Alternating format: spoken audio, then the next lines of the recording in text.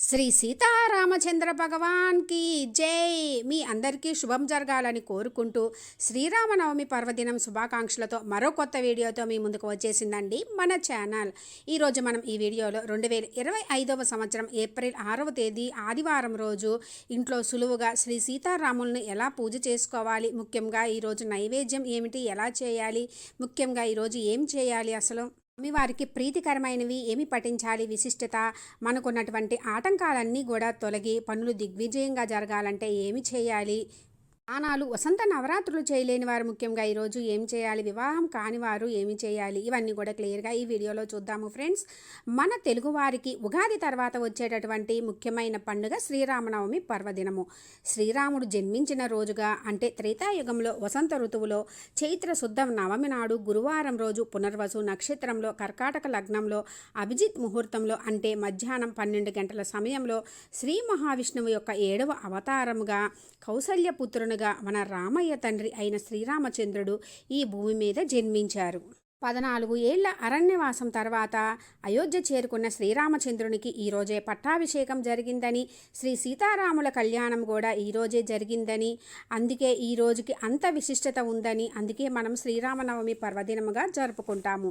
భద్రాచలంలో ఏ రోజైతే శ్రీ సీతారాముల కళ్యాణం జరుగుతుందో ఆ రోజే మనం ఆలయాలలో మనం కూడా జరుపుకుంటాము. ఇంత విశేషమైన ఈరోజు ఇంట్లో సులువుగా పూజ ఎలా చేసుకోవాలో చూద్దాము ఫ్రెండ్స్. మనం సీతారాములను అంటే రాముల వారు అనం కదండి, రామయ్య తండ్రి అంటాము. అలాగే సీతాదేవిని మనము సీతమ్మ తల్లి అంటాము. సీతమ్మ తల్లిని మనము మన ఇంటి ఆడపడుచుగా భావిస్తాము.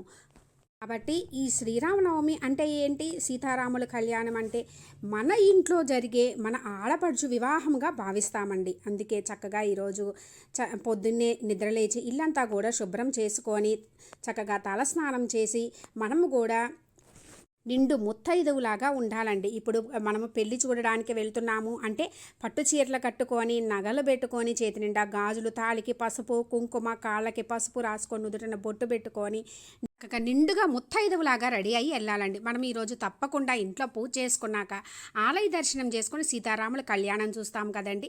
మనం కళ్యాణం ఎలా వెళ్తామో అంత నిండుగా ఉండాలి. అమ్మవారిని మన ఇంటి ఆడపడుచుగా భావిస్తాము కాబట్టి ఇంటి ముందు కూడా మనము ఇంట్లో కళ్యాణం చేస్తే ఎలా ఇంటి ముందు అలంకరించుకుంటాము, ఇంటిని అలా అలంకరించుకోవాలండి. చక్కగా గడపక పసుపు కుంకుమలు రాసుకొని ఇంటి ముంగడి చక్కగా ముగ్గు పెట్టుకొని అంటే రంగులతోటి అలంకరించుకొని గడపకి పసుపు కుంకుమలు పువ్వులతోటి అలంకరించుకోవాలి. ఇంకా గుమ్మానికి తోరణాలు కట్టుకొని మామిడాకులతోటి వేపాకులతోటి తోరణాలు కట్టుకొని బంతిపూలతోటి అలంకరించుకోవాలి. ఇంకా కొందరు ఉగాది నుంచి ప్రతిరోజు కూడా ఈ మామిడాకులు వేపాకులు మారుస్తూ ఉంటారు.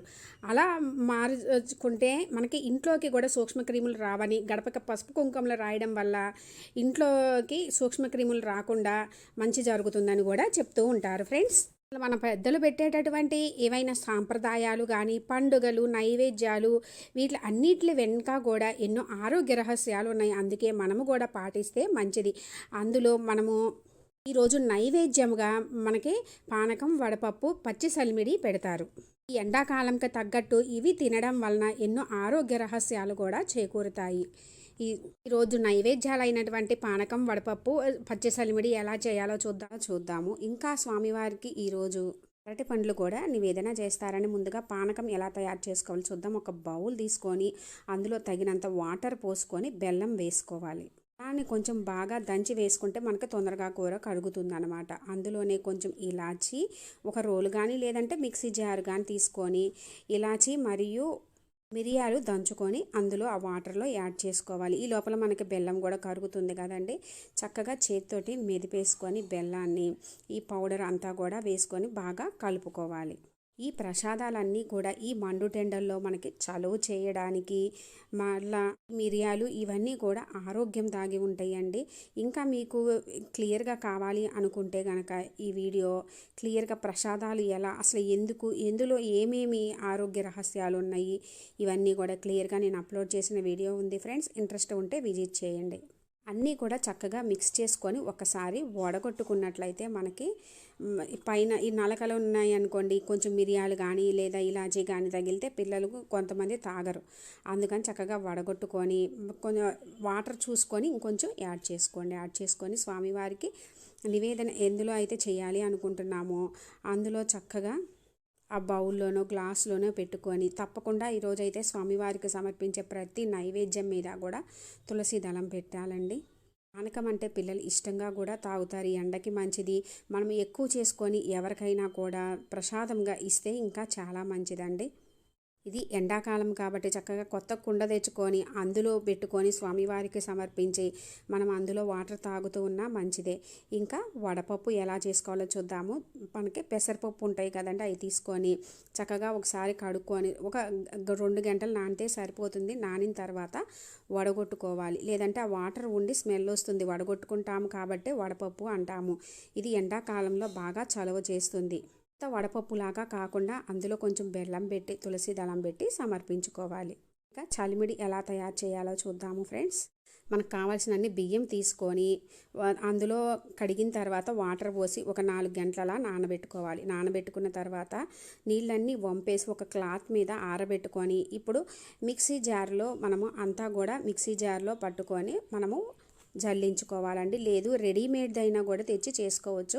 అయితే ఈ పచ్చి సల్మిడికి మనం చేసిన పిండి అయితే గనక టేస్ట్ కూడా బాగుంటుంది. ఇంకొక బౌల్లో తగినంత బెల్లం వేసి నానబెట్టుకోవాలి. నానబెట్టుకొని మనం ఇదంతా కూడా జల్లించుకుంటాం కదండి, ఆ పిండిలోనే బెల్లం నీరు నానబెట్టుకున్నాం కదండి, ఆ వాటర్ పోసుకుంటూ కొంచెం కొంచెంగా పోసుకుంటూ కలుపుకోవాలి. ఇంకొంచెం మనం ఆవు నెయ్యి కూడా యాడ్ చేసుకోవాలండి. ఆవు నెయ్యి కూడా యాడ్ చేస్తే మనకి టేస్ట్ బాగుంటుంది. ఎండు కొబ్బరి ముక్కలు మరియు జీడిపప్పు ఇలాంటివన్నీ కూడా ఏపి కలుపుకోవచ్చు. బాగా మెత్తగా కలపాలి. కలిపి చక్కగా తులసి దళం పెట్టి స్వామివారికి సమర్పించుకోవాలి.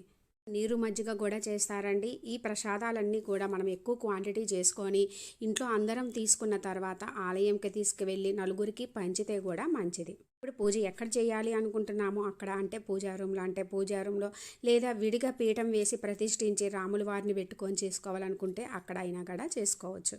మనము సీతారాముల ఫోటో ఉంటే సీతారాముల ఫోటో, లేదు అనుకుంటే మీ దగ్గర శ్రీ వెంకటేశ్వర స్వామి అమ్మవారి ఫోటో కోవాలండి. ఇంకా ముఖ్యంగా హనుమాన్ను కూడా పూజించుకోవాలి. స్వామి అమ్మవారితో పాటు హనుమాన్ని పూజించితే మనకి విశేష ఫలితాలు కలుగుతాయి. స్వామి అమ్మవారు ఎక్కడ ఉంటే మనకి ఆ హనుమాన్ కూడా అక్కడే ఉంటాడు. రోజు కనుక హనుమాన్ని పూజించినట్లయితే ఆరోగ్య సమస్యలు తొలగి శత్రు బాధలు పోతాయి. చక్కగా పూజకి అన్నీ కూడా సిద్ధం చేసుకోవాలండి. చక్కగా పూలతోటి అలంకరించుకొని ఇంకా స్వామివారికి ఈరోజు పసుపు పూలు, పసుపు అక్షింతలు వాడితే మంచిది.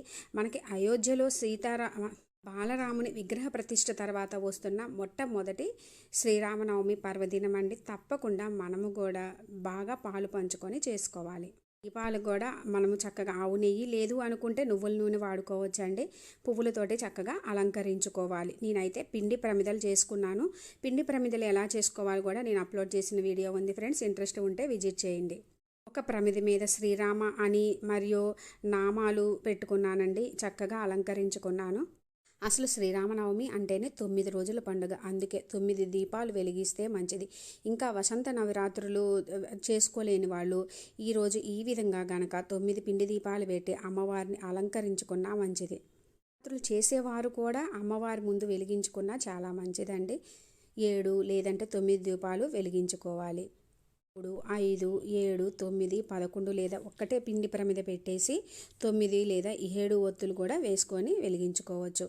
ఈ విధంగా ఈరోజు పిండి ప్రమిదలు పెట్టి పూజ చేసుకున్నట్లయితే మనకున్నటువంటి అడ్డంకులన్నీ కూడా తొలగి అన్ని దిగ్విజయంగా జరిగి ఆ సీతారాముల అనుగ్రహం కలుగుతుంది. తమలపాకు మీద కానీ, లేదు అనుకుంటే ఒక ప్లేట్లో తమలపాకులు పెట్టుకొని లేదా కింద ప్రమిద పెట్టుకొని పైన ఈ పిండి దీపమైనా పెట్టుకోవచ్చు. మామూలు దీపాలు అయితే నువ్వుల నూనెతోటి, పిండి ప్రమిదలలో ఆవు నెయ్యితోటి వెలిగించుకుంటున్నానండి. చక్కగా పువ్వులతో అలంకరించుకొని తండ్రి సీతారామయ్య తండ్రి, అమ్మ సీతమ్మ తల్లి ఎటువంటి అడ్డంకులు లేకుండా అన్నింటిలో విజయం జరిగి మమ్మల్ని ఎప్పుడు నిత్య సౌభాగ్యంతో, సుఖ సంతోషాలు, సకల సంపదలు, అష్టైశ్వర్యాలతోటి ఉండాలని అనుగ్రహించమని పూజించుకొని నమస్కరించుకొని ముందుగా మనము మామూలు దీపాలు వెలిగించుకొని ఆ తర్వాత పిండి ప్రమిదలు వెలిగించుకోవాలి.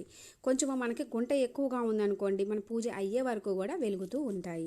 మనకి ఈరోజు పూజ చేసుకోవడానికి స్వామివారు జన్మించిన మధ్యాహ్నం 12 గంటల సమయంలో పూజ చాలా మంచిదండి. ఆ టైం దాకా అనుకుంటాం మనము 10, 10:30, 11కు మొదలుపెట్టి అన్నీ సర్దుకొని పూజ చేసుకొని 12 గంటలకు ముగించుకున్నా కూడా మంచిది. మనకి ఆలయాల్లో కూడా ఆ టైంలోనే జరుగుతూ ఉంటుంది కళ్యాణం అండి.